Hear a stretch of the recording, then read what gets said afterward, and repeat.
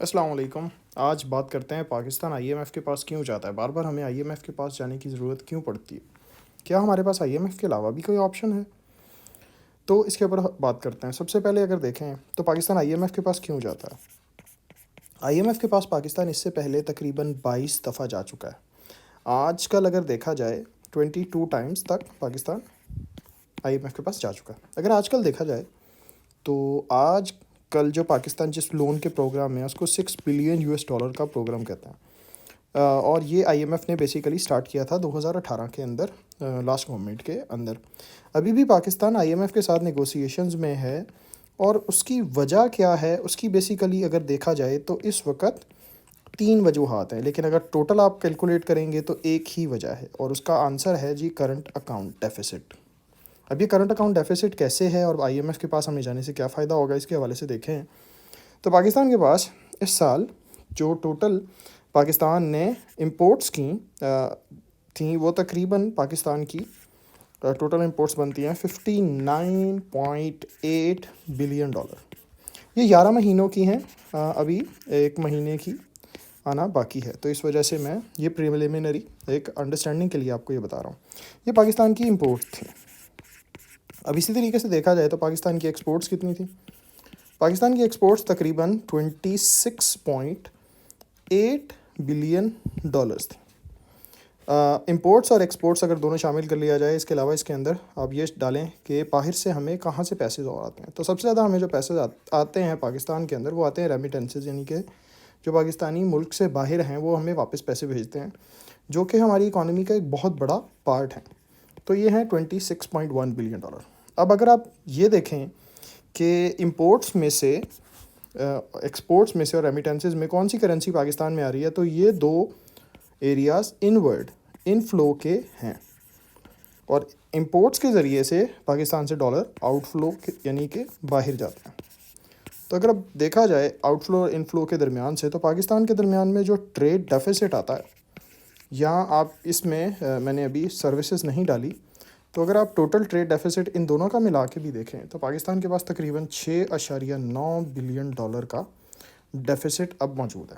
اب یہ ڈیفیسٹ وہ پیسے ہیں، وہ ڈالرز ہیں جو ہم نے باہر والوں کے دینے ہیں، لیکن ہمارے پاس ان کی آمدن کا کوئی بھی طریقہ کار نہیں ہے۔ اس کا ایک طریقہ کار تو یہ ہے کہ ہم اپنی ایکسپورٹس بڑھائیں، لیکن شاید ایکسپورٹ ایک سال میں 1 ایئر میں اتنی نہ بڑھ سکیں کہ ہمیں مزید لون لیے بغیر ہم گزارا کر سکیں۔ دوسرا طریقہ کار ہے کہ ریمیٹنسز بڑھائیں، لیکن پاکستانی جو پاکستان سے باہر کماتے ہیں وہ شاید ہمیں اتنی بڑی تعداد میں ایک دم پیسے بھی نہ دے سکیں، اس لیے ہم جاتے ہیں آئی ایم ایف کے پاس، کیونکہ آئی ایم ایف ہمیں اسٹرکچرل ایڈجسٹمنٹ پروگرام یا ایسے پروگرام دیتا ہے جو لنک ہوتے ہیں کہ ہم اگلے سال دوبارہ لون لینے کے لیے نہیں جائیں گے۔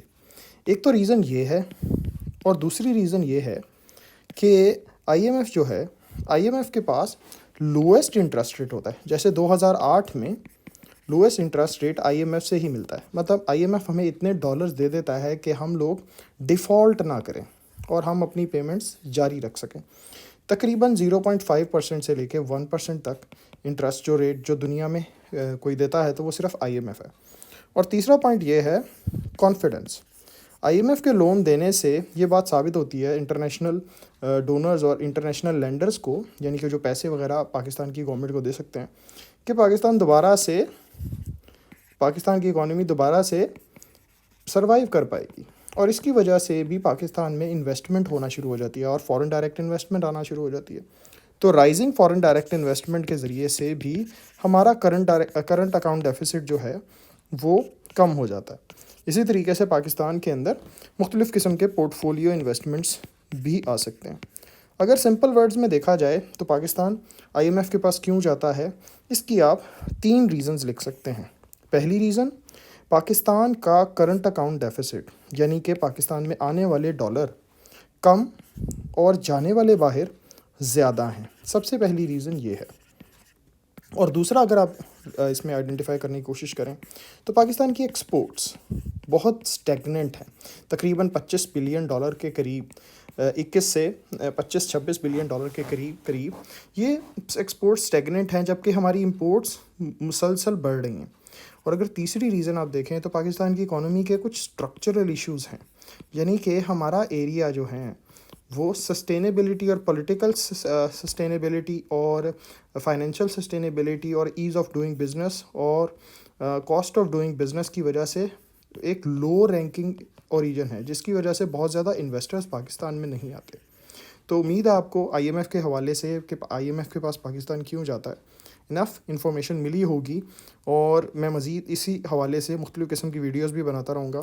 ابھی پاکستان نے آج ہی آئی ایم ایف کے ساتھ ایک پروگرام جو ہے وہ سائن کر لیا ہے، اور اس کی وجہ سے پاکستان کے اندر دوبارہ سے انویسٹرز کانفیڈنس واپس آئے گا، اور پاکستان کی اکانومی کے لیے ایک پھر اگلا چیلنج سٹارٹ ہوگا کہ کیسے ہمیں دوبارہ آئی ایم ایف سے یا آئی ایم ایف کی ڈیل سے سروائیو کرنے کا یا اپنی اکانومی کو اسٹرانگ کرنے کے لیے کیا کیا میئرز لینے ہیں، ان کا ایک دوبارہ موقع ملے گا۔